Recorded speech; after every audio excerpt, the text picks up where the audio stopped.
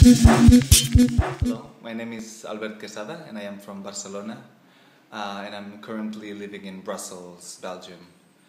And we are here in the Arsenal, a beautiful, huge building or many buildings that host classes and workshops within the Impulstanz festival in Vienna. Yes. I came here primarily to present my latest work called Wagner and Ligeti. And this is a piece with five dancers that have been dancing for a few years together. It's with some of them the third time that we create. And in this occasion we bring both music of Wagner and music of Ligeti, and we share that with an audience. Now, that is the core of the work I do, which is to bring an experience that I had with a certain particular music or another thing that touched me, and then I shared that with an audience through creating a dance, creating scores, and using improvisation a lot to bring that experience to the audience. Yeah. And then, of course, what brings to, like I think it's kind of a question for me, is like, of course, there immediately comes the idea of structures or some kind of patterns, and then, of course, again, scores. Can you tell us a little bit about that, and also how perhaps both musicians or composers come from different extremes of that spectrum? Right.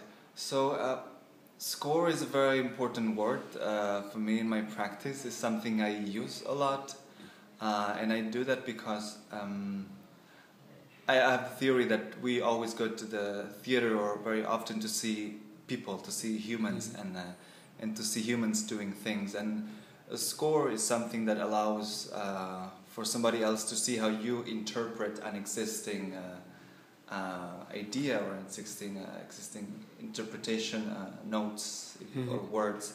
So that's what I do. I do bring scores, either of music or with words. I give instructions to the dancers and to myself to perform those scores. That's what we do again and again in rehearsals, and then also in the performance. A lot of it is not said, it is improvised based on that score. The same as many musicians, they interpret, they do their version of the score written by Beethoven, Wagner, whoever.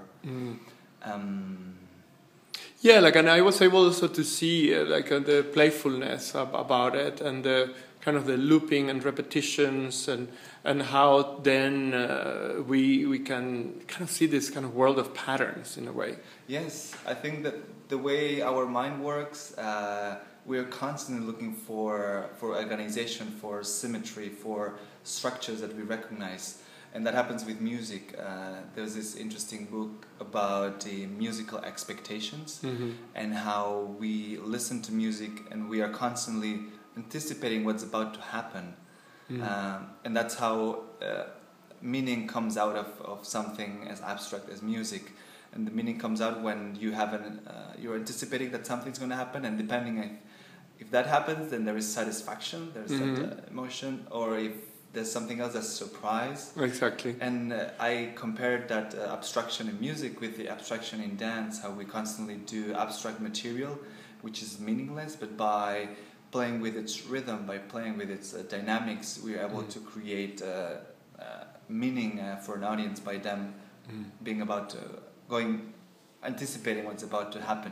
Yeah, it's amazing how we create meaning, in relationship to all these patterns, like how we create connections and contingencies. And there is a moment, I felt that you play with a kind of mapping a little bit of the floor of the stage, was this kind of landscape, and at the same time there was this, I don't know if it was an iPad or something like that you were kind of playing with, okay, this is next, or could you explain a little bit more that, a little bit, you were presenting also to the audience certain things in relationship to what you were going to do?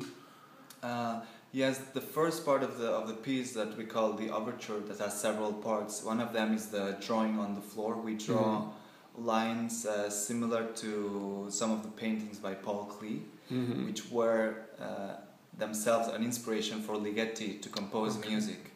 So the way he composes music sometimes is like the way lines in the drawings of Bulkley work, that some lines stop while others continue.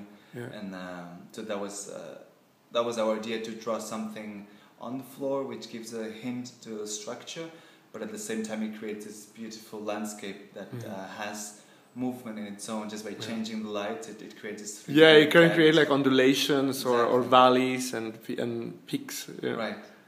And then we do have the iPad that we use to play the music ourselves. That I think it's important that because we use two very strong music, Lontano of Ligeti and the Tannhäuser overture of Wagner.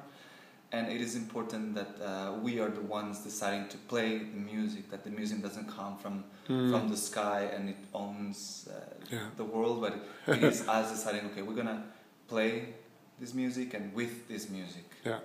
Yeah, that gave it for me a kind of an atmosphere of game a little bit, you know, like, okay, we go and play it. So it was clear in a way that you were playing with score more than being played by the music itself. Yeah, it is important for us to play, to constantly question and tease each other with the material that is key in this work. Yeah, and in relationship to the movement investigation, you know, like, what can you call that are your influences? I can tell you what I saw, but tell me. Well, I have been working lately in the last 5-6 years with Thomas Howard. Yeah. So that is somebody very influential for me, both personally as a teacher and as a choreographer. So I do follow and enjoy his techniques, his way of composing. And then on the other side, I think it's my own development as a teacher or as a maker of scores that I've been doing, and I practice again and again in the performances. But in this piece particularly, I didn't give the dancers a lot of instructions of how to move. I only gave them patterns of how to deal with timing, but not with shape. Shape was not so important, and it is less and less important for me, the shape, and it's more important the human and also the rhythm, actually. Yeah. Yes, there's a lot of like musicians do connect to each other through the score. We do all connect through our own score, our own game. Yeah. Yeah, and what is next for you now? Like this investigation, or keep touring this piece, or going to the next step? Yeah, the next, the ongoing step is to let this piece grow through performances.